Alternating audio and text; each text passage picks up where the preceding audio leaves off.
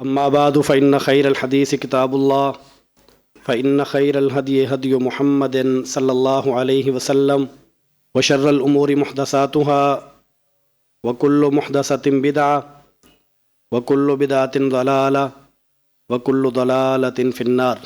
أما بعد فأعوذ بالله من الشيطان الرجيم. بسم الله الرحمن الرحيم. قال الله تعالى: قل للمؤمنين يغضوا من أبصارهم ويحفظوا فروجهم ذلك أزكى لهم إن الله خبير بما يصنعون. وقل للمؤمنات يغضضن من أبصارهن ويحفظن فروجهن ولا يبدين زينتهن إلا ما ظهر منها.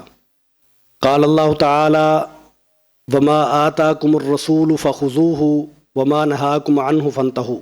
سامعین محترم، قرآن مجید کی یہ آیات مبارکہ، ان میں اللہ تعالیٰ کا فرمان ہے کہ اے نبی، مومنوں سے کہہ دیں کہ اپنی آنکھوں کو پست رکھا کریں اور اپنی شرمگاہوں کی حفاظت کیا کریں، یہ ان کی پاکیزگی کے لیے زیادہ مناسب بات ہے، اور جو کچھ وہ کرتے ہیں اللہ تعالیٰ اس سے باخبر ہیں۔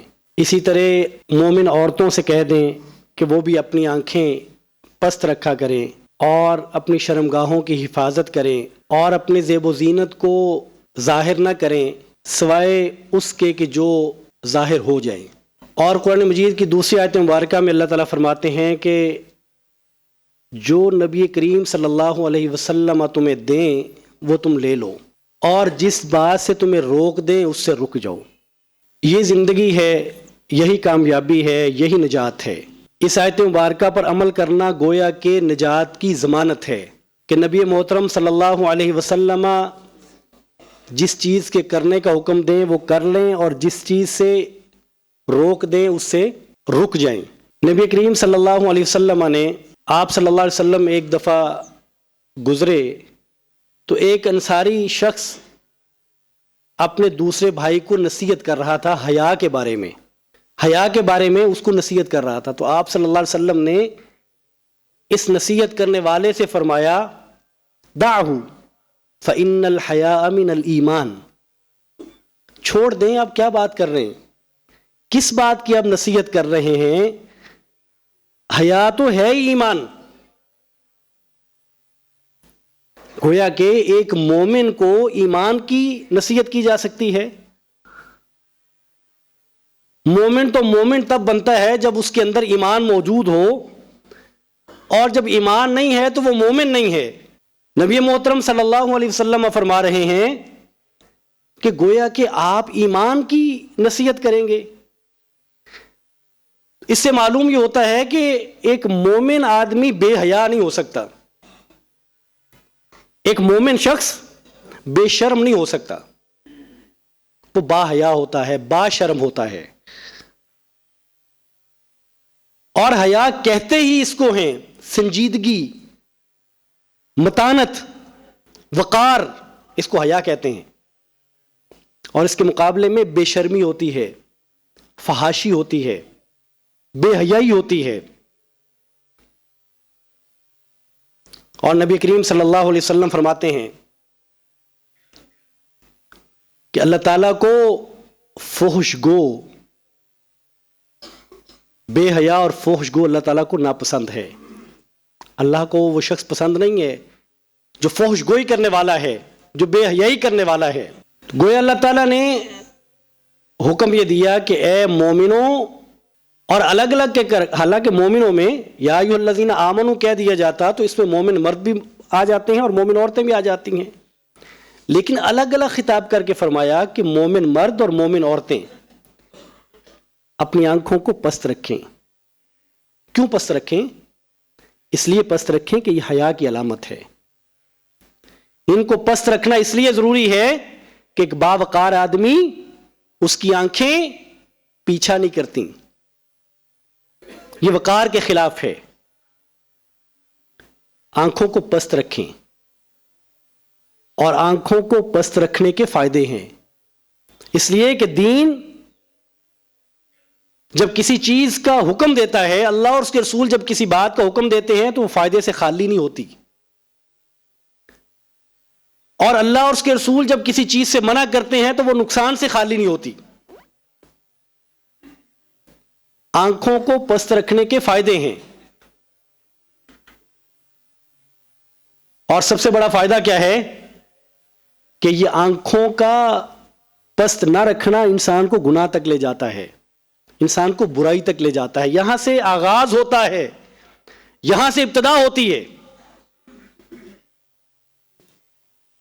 اور آنکھیں پست رہیں تو انسان با کردار رہتا ہے، انسان کا کردار بلند ہوتا ہے.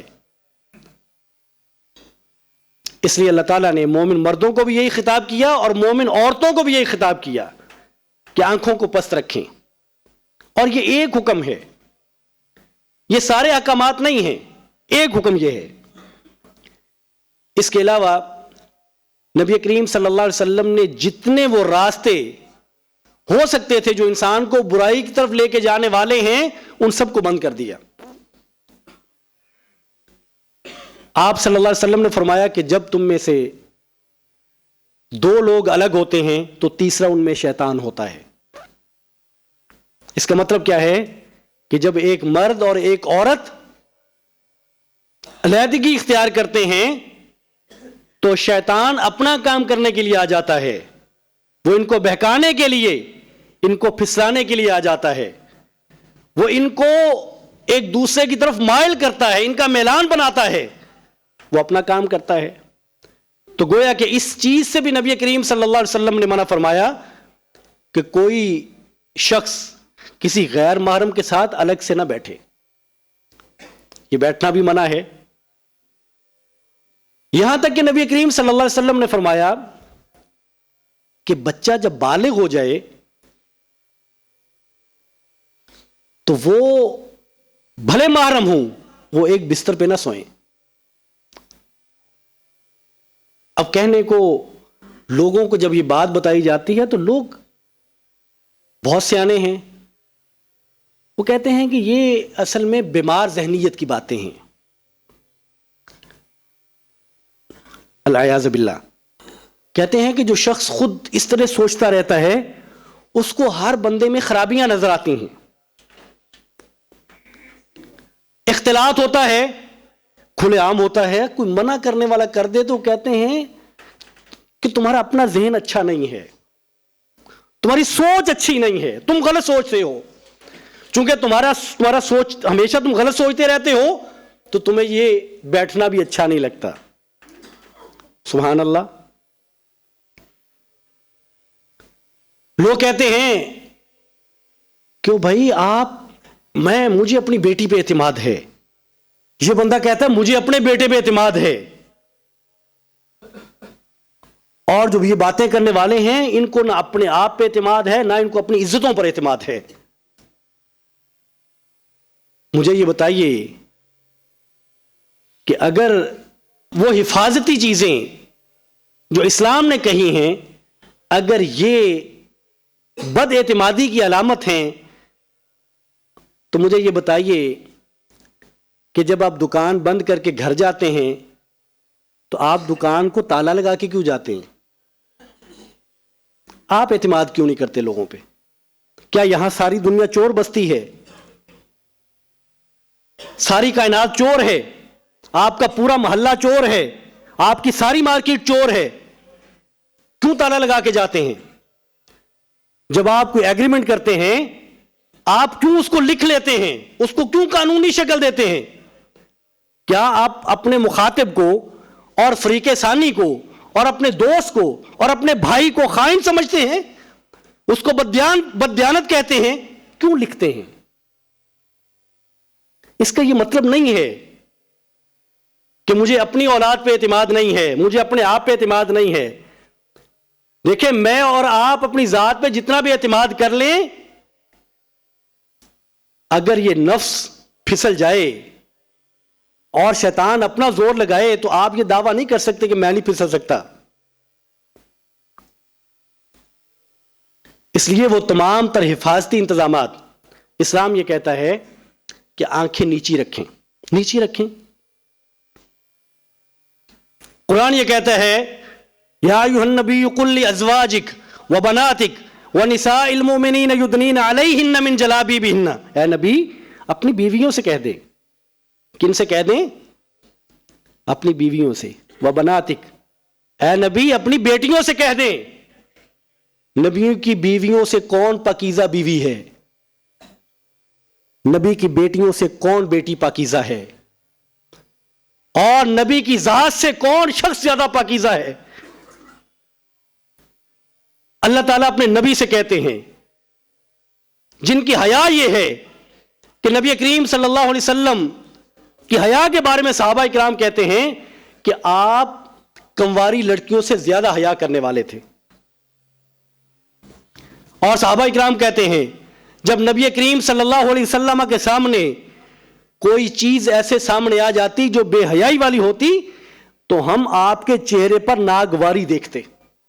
آپ چہرے پہ ناگواری، ناپسندیدگی کا اظہار کرتے چہرے سے، منہ سے کچھ نہ کہتے، منہ سے بے حیائی کے الفاظ نہ کہتے. وہ نبی جو اتنے با حیا ہوں،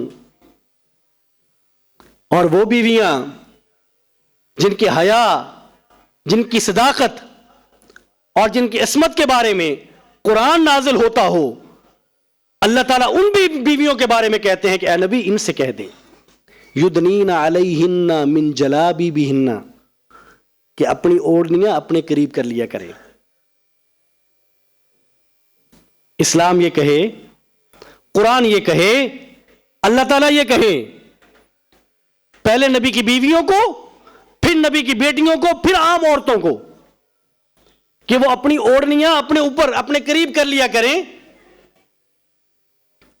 اور ہم یہ لے کے بیٹھ جائیں کہ جی جو پردہ ہے وہ تو اصل میں دل کا پردہ ہوتا ہے اور آنکھ کا پردہ ہوتا ہے، وہ تو اصل میں آنکھ اور دل کا پردہ ہے. حضرات گرامی قدر یہ باتیں خود کو تسلی دینے کے لیے نہ کیا کریں. بیٹیوں بہنوں کے لیے بھی یہ گزارش ہے کہ اس سے خود کو تسلی نہ دیں. اگر یہ پردہ آنکھ کا پردہ ہے، صرف آنکھ کا اور صرف دل کا ہے، تو گویا کہ ہم جواز فراہم کرتے ہیں کہ کوئی مکمل بے لباس ہونا چاہے تو ہو جائے. گویا کہ دوسرے الفاظ میں ہم یہ کہنا چاہتے ہیں کہ کسی معاشرے میں اگر کوئی شخص مکمل بے لباس ہو تو ہم کہتے ہیں کوئی حرج نہیں ہے، ہو سکتا ہے اس کا دل پاکیزہ ہو سکتا ہے اس کی آنکھ پاکیزہ ہو. سو جو اسلام کا ضابطہ ہے، جب آپ اس کو چیلنج کرتے ہیں اور اپنی عقل کی بنیاد پہ کرتے ہیں، اپنی سمجھ اور شعور کی بنیاد پہ کرتے ہیں، تو پھر اس کی خرابیاں ہیں. پھر ہر معاشرے کا اپنا حیا ہوتا ہے. یہاں پاکستان کی خاتون کا حیا اگر یہ ہوگا کہ وہ باقی لباس پہنے گی اور وہ زیب و زینت بھی سب کے سامنے کر کے آئے گی اور وہ چہرے پہ بھی دوپٹہ نہیں لے گی، کپڑا نہیں لے گی، اور وہ اس کو سمجھتی ہے کہ یہ بھی حیا ہے، تو پھر ایک مغرب کی خاتون کو بھی یہ حق حاصل ہے کہ اس معاشرت میں جس کو معیوب نہیں سمجھا جاتا اس کو بھی وہ حیا سمجھ لے. اگر اور اس معاشرے میں اگر اور شارٹ پہنا جا سکتا ہے وہ پہن کے کہہ دے کہ یہ بھی اسلام کے مطابق ہے. یہاں ایسا پہنا جاتا ہے، اس کو بے حیائی نہیں جانا جاتا، سو کوئی قباحت نہیں ہے. تو ایسا نہیں ہے. نبی کریم صلی اللہ علیہ وسلم کی بیویوں سے اللہ تعالیٰ نے صحابہ اکرام کو مخاطب کرتے ہوئے یہ فرمایا وَإِذَا سَأَلْتُمُوهُنَّ فَاسْأَلُوهُنَّ مِنْ وَرَاءِ حِجَابٍ، کہ صحابہ اکرام جب تم نبی کی بیویوں سے کوئی سوال کرنا چاہو تو وہ بھی اوٹ میں، وہ بھی پردے میں سوال کریں گے، آمنے سامنے آ کے نہیں کریں گے. ان سے بات کرنے کی ضرورت ہوگی تو پردے میں ہوگی، آنکھوں میں آنکھیں ڈال کے نہیں ہوگی. سو یہ بے حیائی ہے. اس کو آپ جو بھی نام دے لیں، آپ دفاتر میں ہیں، آپ تعلیمی اداروں میں ہیں، آپ بازاروں اور مارکیٹوں میں، آپ کہیں بھی ہیں، یہ حیا نہیں ہے. اور نبی کریم صلی اللہ علیہ وسلم کو، آپ صلی اللہ علیہ وسلم کی بیویاں، قرآن مجید انہیں کہتا ہے یا نساء النبی لستن کأحد من النساء ان اتقیتن فلا تخضعن بالقول فیطمع الذی فی قلبہ مرض وقلن قولا معروفا. اے نبی کی بیویوں، آپ عام عورتوں کی طرح نہیں ہو. اگر تم اللہ سے ڈرنے والی ہو، اور وہ یقیناً اللہ سے ڈرنے والی تھیں، تو فرمایا کہ تمہارا رویہ کیا ہونا چاہیے؟ فلا تخضعن بالقول، بات جب آپ کریں گی کسی غیر محرم سے، تخضعن تو لوچ نہیں آئے گی، اس میں لچک نہیں آئے گی. آپ کی بات میں لچک نہیں ہونی چاہیے. آپ بات مسکرا کے نہیں کریں گی، یہ مطلب ہے. آپ بات کرتے ہوئے اپنے آپ کو، اپنی بات کو تکلف سے اور اچھا بنا کے پیش نہیں کریں گی.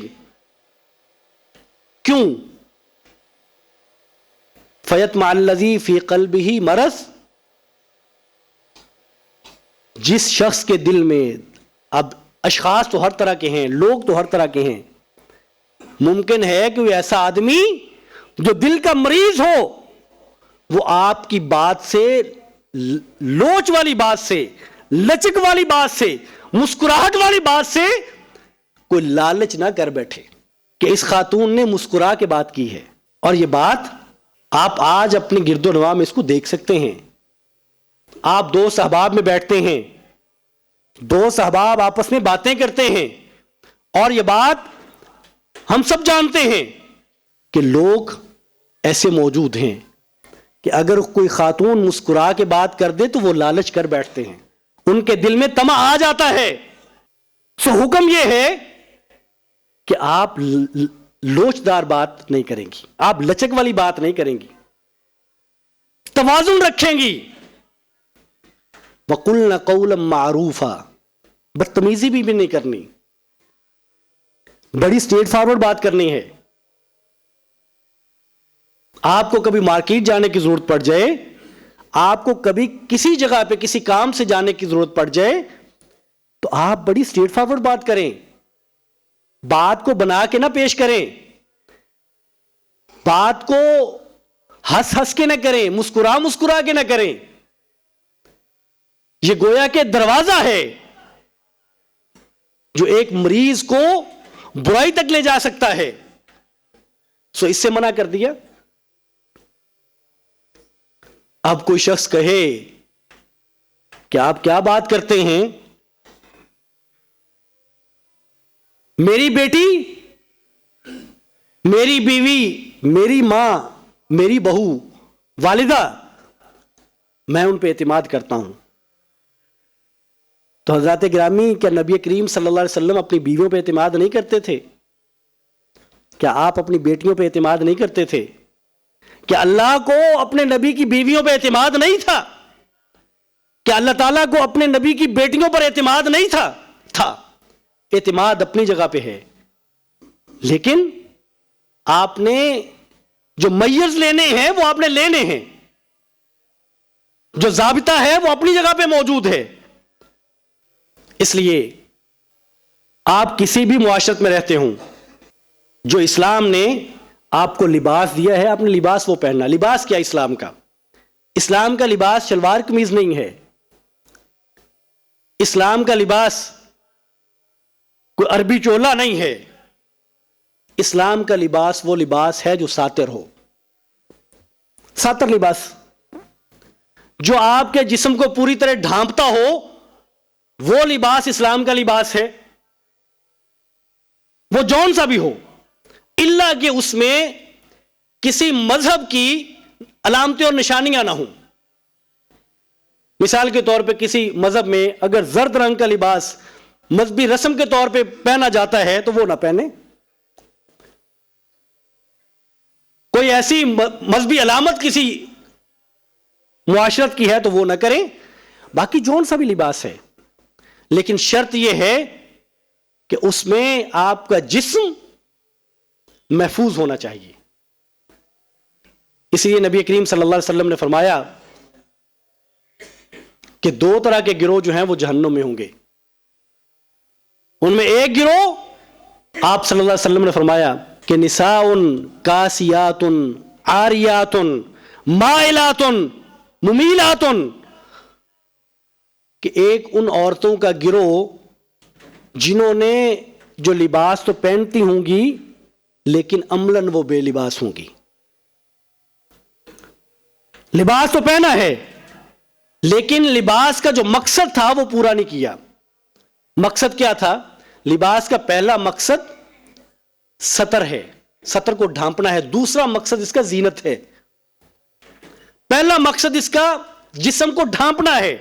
اگر کوئی لباس جسم کو نہیں ڈھانپتا تو نبی کریم صلی اللہ علیہ وسلم فرماتے ہیں کہ وہ شخص، وہ مرد ہو یا عورت ہو، وہ بے لباس ہے. اور ایسے مرد بھی ہیں جن کا لباس ایسا ہے کہ وہ گویا کہ بے لباس ہوتے ہیں. تو نبی کریم فرماتے ہیں کہ ایسی عورتیں جنہوں نے لباس پہنا ہوگا لیکن عملاً وہ بے لباس ہوں گی. اور اس کو آج ہم دیکھ سکتے ہیں کہ یا تو لباس اتنا ٹائٹ ہو کہ جسم کے اعضاء نمایاں ہوتے ہوں، یا لباس اتنا باریک ہو کہ جسم کے اعضاء نمایاں ہوتے ہوں. تو یہ لباس گویا کہ لباس نہیں ہے، اور ایسا پہننے والا گویا کہ بے لباس ہے نبی کریم صلی اللہ علیہ وسلم کے فرمان کی روشنی میں. اور آپ نے فرمایا کہ مائلاتن، وہ عورتیں جو مردوں کو اپنی طرف مائل کرنے والی ہوں گی. وہ ممیلاتن، اور خود مردوں کی طرف مائل ہونے والی ہوں گی. اب جب ہم یہاں کھڑے ہو کے بات کرتے ہیں یا آپس میں بات کرتے ہیں تو گویا کہ ہم اپنی ہی بیٹیوں، بہنوں اور ماؤں کے بارے میں بات کرتے ہیں. ہم کسی دوسرے کے بارے میں بات نہیں کر رہے ہوتے. ہماری ہی بچیاں، ہماری ہی بیٹیاں اور بہنیں، ان کے بارے میں ہم بات کرتے ہیں. سو اپنی بیٹیوں، اپنی بہنوں کو، اپنی خواتین کو، اپنے بیٹوں کو ہم نے وہ لباس دینا ہے جو ساتر لباس ہو. ہمیں اس سے کیا غرض؟ آپ مجھے بتائیے کہ آپ کو اگر دو چیزوں میں تقابل کرنا ہو تو آپ کس چیز کو اختیار کریں گے؟ کہ ایک طرف آپ کو ہو کہ میرا جو فیملی ممبر ہے اس کا جسم ڈھانپا ہونا چاہیے، اور اس کے مقابلے میں مجھے یہ دیکھنا ہے کہ ٹرینڈ کیا ہے، فیشن کیا ہے. تو مجھے اور آپ کو کس چیز کو دیکھنا ہے؟ میری اور آپ کی پہلی ترجیح، میری بہن اور آپ کی بہن، میری اور بیٹی اور آپ کی بیٹی کی پہلی ترجیح تو جسم کا ڈھانپنا ہے. اس کے بعد کی ترجیح ہے وہ ثانوی ہو سکتی ہے کہ میں نئی کیا چیز ہو سکتی ہے، نیا کیا ڈیزائن ہو سکتا ہے، میں پہن لوں. پہن لے، کوئی حرج نہیں ہے. آپ نئے ڈیزائن کے کپڑے آپ پہن لیں، کوئی حرج نہیں ہے. لیکن اس وقت حرج ہے جب پہلا مقصد فوت ہو جائے، جب وہ ساتر نہ ہوں، تب وہ ٹھیک نہیں ہے. اور گویا کہ نبی کریم صلی اللہ علیہ وسلم فرماتے ہیں کہ یہ بھی نفسیات ہیں، اور یہ بعض خواتین میں ہو سکتی ہیں کہ وہ جان بوجھ کے ایسا لباس پہنے کہ لوگ ان کی طرف مائل ہوں، لوگوں کی توجہ حاصل کریں، وہ اس لیے لباس پہنے. آپ فرماتے مائلاتن، وہ مائل کرنے والی ہوں. اس لیے حیا جو ہے یہ ایمان ہے. اور نبی کریم صلی اللہ علیہ وسلم فرمایا الحیاء من الایمان، الحیاء شعبۃ من الایمان، کہ حیا، اور نبی کریم صلی اللہ علیہ وسلم کا ایک اور فرمان، آپ نے فرمایا کہ الحیاء والایمان قرنا اجمعا، کہ ایمان، حیا اور ایمان دونوں اکٹھے رہتے ہیں. ایمان اور حیا یہ دونوں اکٹھے رہتے ہیں. آپ نے فرمایا ان دونوں میں سے ایک اٹھ جائے تو دوسرا بھی اٹھ جاتا ہے، ان دونوں میں سے ایک چلا جائے تو دوسرا بھی چلا جاتا ہے. سو میں اپنے بھائیوں سے، اپنی بہنوں سے، بیٹیوں سے یہ ضرور کہوں گا کہ میرا اور آپ کا وقار حیا میں ہے. اس لیے کہ اس کائنات میں سب سے باوقار کوئی ہستی تھی تو وہ نبی تھے، اور جتنے انبیاء تھے وہ سارے باحیا تھے. کوئی ایک نبی ایسے نہیں تھے العیاذ باللہ جو حیا والے نہ ہوں. اس لیے اگر باوقار رہنا ہے اگر گریسفلی جینا ہے تو وہ حیا کے ساتھ جینا ہے، بے حیائی سے نہیں جینا۔ مہینہ کون سا بھی ہو، دن کون سا بھی آ جائے، بدقسمتی ہے کہ یہاں پہ اس ریاست میں جس کے نبی حیا اور ایمان کو اکٹھا بتاتے ہیں اور فرماتے ہیں کہ حیا نہ رہے تو ایمان نہیں رہتا، اس ریاست میں ایک دن منایا جاتا ہے بے حیائی کا۔ اللہ کی پناہ ہے، اور اس ریاست میں ایسے شوز ہوتے ہیں جہاں آدھا گھنٹہ پورا گھنٹہ بے حیائی پر گفتگو ہوتی ہے اور نوجوان نسل سامنے بیٹھ کے سنتی ہے۔ اللہ تعالیٰ مجھے اور آپ کو، میرے اور آپ کے بچوں کو یہ توفیق دے کہ ہم حیا والے ہوں اور بے حیائی سے دور رہیں۔ وآخر دعوانا ان الحمد للہ رب العالمین۔